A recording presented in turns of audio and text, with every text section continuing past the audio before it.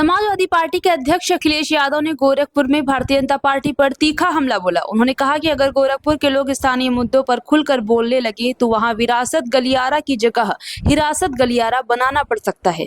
अखिलेश यादव ने दावा किया है कि हाल के लोकसभा चुनाव में अयोध्या और प्रयागराज में भाजपा को हार का सामना करना पड़ा, जबकि बनारस में वो मुश्किल से जीत पाए। उन्होंने चेतावनी दी है कि गोरखपुर और मथुरा की बारी है, जहां भाजपा को अगले चुनाव में कड़ी चुनौती मिल सकती है। यह बयान उत्तर प्रदेश की सियासत में नई हलचल पैदा कर सकता है, क्योंकि गोरखपुर और मथुरा भाजपा के लिए मजबूत गढ़ माने जाते हैं। आइए आपको सुनाते हैं इसके साथ ही अखिलेश यादव ने और क्या कुछ कहा है। अगर गोरखपुर वालों ने अपना मुंह खोल करके यहां के राज खोल दिए,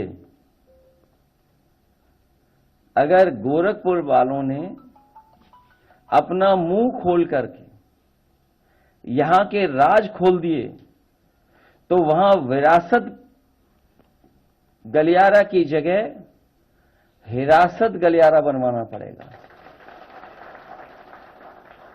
अगर गोरखपुर की सच्चाई सामने आ जाए तो वहां विरासत का गलियारा नहीं, हिरासत का गलियारा बनाना पड़ेगा। गोरखपुर में विरासत गलियारे में जमीन मकान का मुआवजा सहमति से नहीं, बल्कि बाजार की कीमत के हिसाब से देना चाहिए, क्योंकि जो मार्केट वैल्यू है वो बहुत ज्यादा है।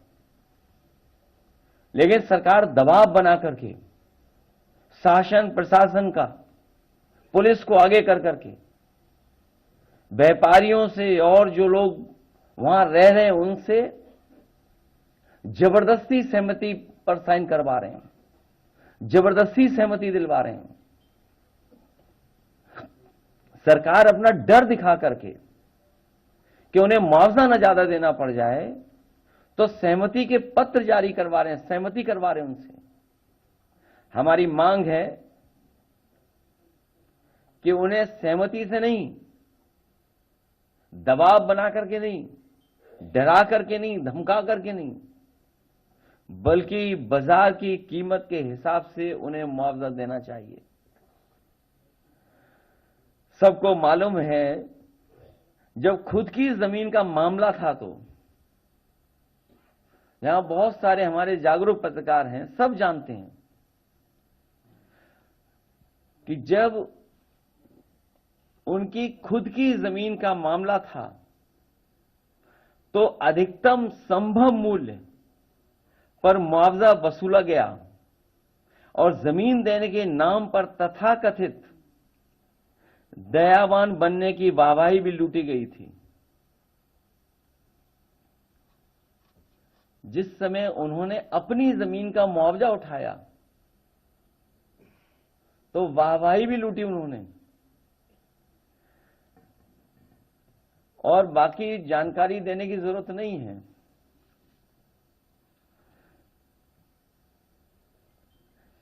कि कितना मुआवजा उन्होंने उठाया होगा। सच्चाई तो यह है कि कॉरिडोर के नाम पर एक बहुत बड़ा भाजपाई लूट तंत्र सक्रिय है, जो तरह तरह के बहाने करके आसपास के लोगों की जमीन औने पौने दाम में ले लेते हैं और बाद में ऊंचे दामों में बेच देते हैं, और या फिर उनसे दबाव बना करके जमीन छीन करके उस पे कैसे ज्यादा मुनाफा कमाएं, कारोबार करने का काम कर रहे हैं। इस खेल में कुछ गिने चुने भाजपाई मलाई काट लेते हैं, लेकिन स्थानीय जनता के साथ धोखा हो रहा है, उनके हाथ खाली रह जा रहे हैं और वो अपने को ठगा महसूस करते हैं। इसलिए अयोध्या और प्रयागराज में भाजपा लोकसभा हारी और बनारस में हारते हारते बची है। अब अगला नंबर मथुरा और गोरखपुर का है।